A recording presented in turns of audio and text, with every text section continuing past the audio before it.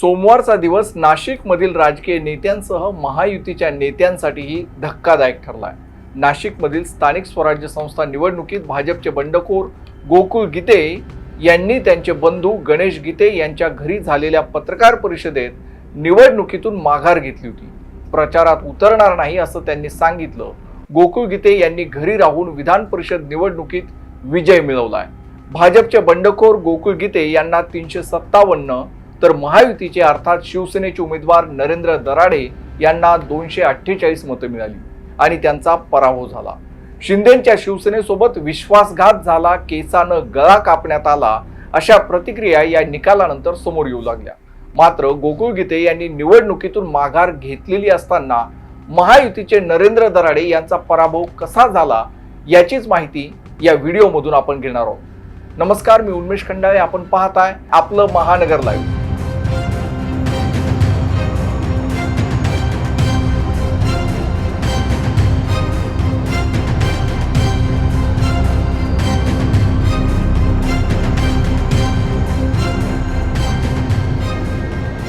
भाजपचे बंडखोर गोकुळ गीते यांनी महायुतीचे मंत्री गिरीश महाजन, मंत्री उदय सामंत यांच्या सोबतच्या पत्रकार परिषदेत प्रचार थांबवत असल्याचं जाहीर केलं। त्यानंतर ते प्रचारात दिसले नाही। पण 22 जून 2026 रोजी गोकुळ गीते मतमोजणी केंद्रावर हजर झाले। मी निवडणुकीतून माघार घेतली नव्हती, मला विजयाचा विश्वास आहे असं म्हणत त्यांनी या निवडणुकीत पुन्हा एकदा ट्विस्ट आणला। निवडणुकीला सुरुवात झाली तेव्हापासून गोकुळ गीते यांची वक्तव्य चर्चेत राहिली आहेत। भाऊ गणेश गीते यांनी निवडणुकीतून माघार घेतली, मात्र गोकुळ गीते अर्ज माघारीपर्यंत नॉट रिचेबल राहिले। अर्ज मागे घेण्याची मुदत संपल्यानंतर गोकुळ गीते समोर आले।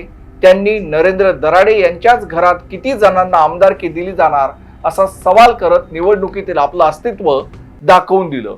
यानंतर सुरू झाला त्यांच्या मनधरणीचा खेळ। यासाठी मंत्री गिरीश महाजन, उदय सामंत यांनी नाशकात तळ ठोकला। दोन्ही मंत्र्यांची मध्यस्थी फळाला आली असं चित्र माध्यमात निर्माण करण्यात आलं। गोकुळ गीतेंनी प्रचार थांबवत असल्याचं जाहीर केलं, पण प्रत्यक्षात गोकुळ गीते घरात बसून निवडणुकीची सूत्र हलवत राहिले। आज त्यांनी विजयाची इनसाइड स्टोरीज सांगितली। 31 मे पासून मतदारांच्या मनातील रोष मला दिसत होता, त्याच बळावर आपला विजय झाल्याचा दावा त्यांनी केलाय। दराडे बंधू यांनी त्यांच्या आमदारकीचा वापर कधीही मतदारसंघासाठी केला नाही, त्यांच्या संस्थांच्या विकासासाठीच ते काम करत होते।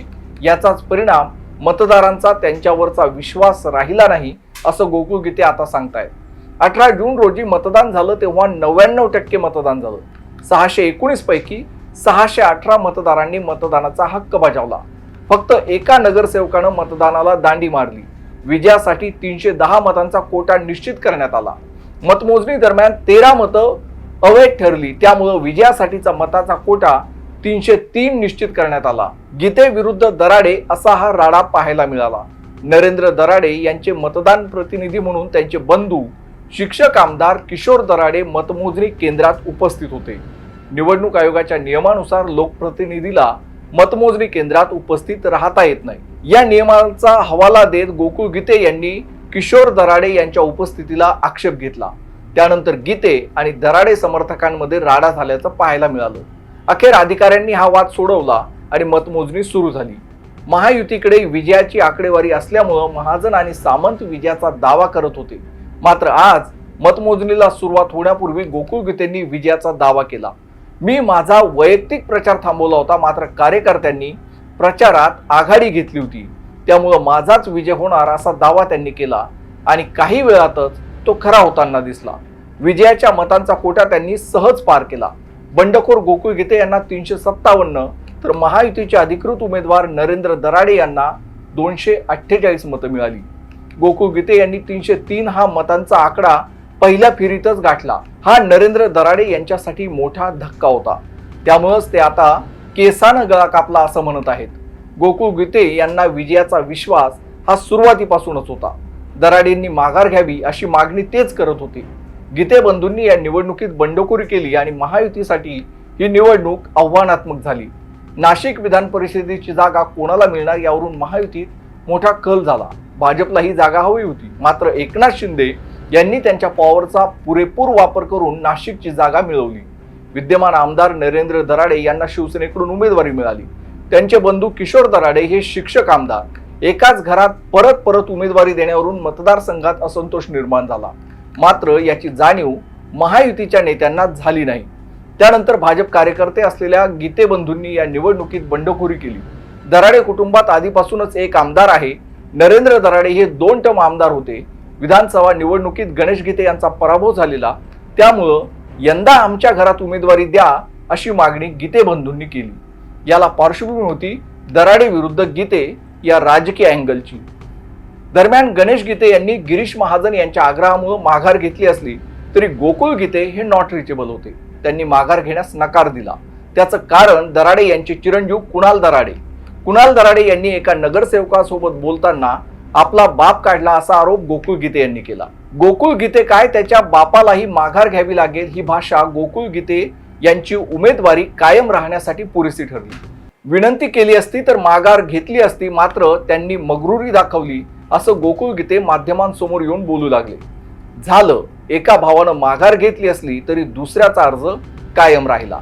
शिंदेच्या शिवसेनेच्या नेत्यांनी माघारीचे प्रयत्न सोडले नाही. उदय सामंत यांनी नाशिकमध्ये तळ ठोकला. दादा भुसे, गिरीश महाजन यांच्या मार्फत गोकुळ गीते यांच्यासोबत संपर्क सुरू झाला. मध्यस्थीचे प्रयत्न सुरू होते. अखेर 11 जूनच्या पत्रकार परिषदेत गणेश गीते यांच्या घरी झालेल्या बैठकीनंतर गोकुळ गीते माघार घेत असल्याचं उदय सामंत यांनी सांगितलं. तर गोकुळ गीते यांनी आपण जाहीर प्रचार थांबवत आहोत असं सांगितलं. यानंतर महायुतीच्या नेत्यांनी मतदारांना ठाण्यातील रिसॉर्टवर हलवलं. यामुळे नरेंद्र दराडे यांना विजयाचा विश्वास निर्माण झाला. मात्र गोकुळ गीते यांनी जाहीर प्रचार थांबवला असला तरी त्यांच्या कार्यकर्त्यांनी प्रचाराचा जोर कायम ठेवला. कार्यकर्त्यांकडून प्रचार सुरू होता असे आता गोकुळ गीते विजयानंतर सांगतायत. दराडे बंधूंचा मतदारसंघाशी संबंध राहिला नव्हता. मतदार त्यांच्यावर नाराज होते. याचाच परिणाम गोकुळ गीते यांच्या विजयातून दिसून आला असल्याचं स्वतः गोकुळ गीते आपल्या विजयाची इनसाइड स्टोरी सांगताना सांगतायत. त्यांच्यासाठी एकनाथ शिंदे यांनी ओझर विमानतळावर एक विमान राखीव ठेवल्याची चर्चा आहे. तेव्हा नवनिर्वाचित अपक्ष आमदार आता शिंदेच्या उपस्थितीत आज शिवसेनेत प्रवेश घेणार का हे पाहणंही तेवढंच महत्त्वाचं ठरणार आहे. अपक्ष म्हणून निवडून आलेले गोकुळ गीतेंचा पुढचा प्रवास कोणत्या दिशेने असणार यावरती आपलं महानगरची नजर आहेच. विधान परिषदेसंबंधीच्या अधिक बातम्या तुम्हाला आपलं महानगर.com वरती वाचता येतील. त्यासोबतच असेच राजकीय बातम्या आणि व्हिडिओंसाठी आपलं महानगर लाईव्हला सबस्क्राईब करायला विसरू नका. धन्यवाद.